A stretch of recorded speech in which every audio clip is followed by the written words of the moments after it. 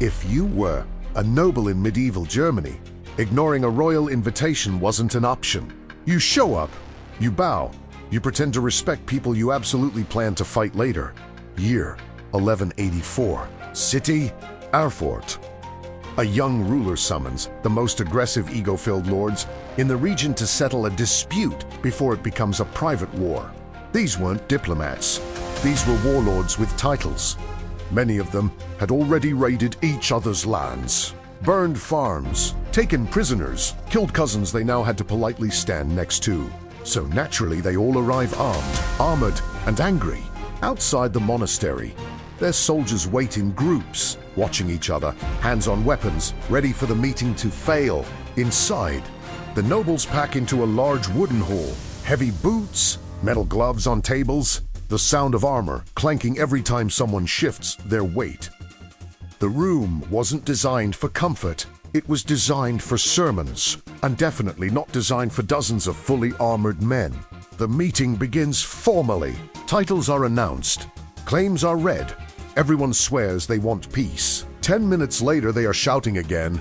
Finger-pointing turns into threats. Threats turn into men stepping forward. The prince keeps trying to calm them down, reminding them why they're there. Nobody listens. More nobles crowd in to hear the argument. The floor groans. No one notices. Another step, another shift of weight, then a sharp crack cuts through the shouting. For half a second, silence. And the entire floor collapses. Not partially, not slowly, instantly. Dozens of armored knights vanish mid-argument. They don't hit stone. They fall into the monastery's enormous waste pit beneath the hall, a deep storage shaft used for years of sewage. The drop doesn't kill most of them. The landing does. Armor drags them down. The walls are slick wooden stone. There is nothing to grab and no space to climb past each other. Men who survived battles panic in total darkness. They push, climb over one another, scream for ropes. But the more they move, the deeper they sink.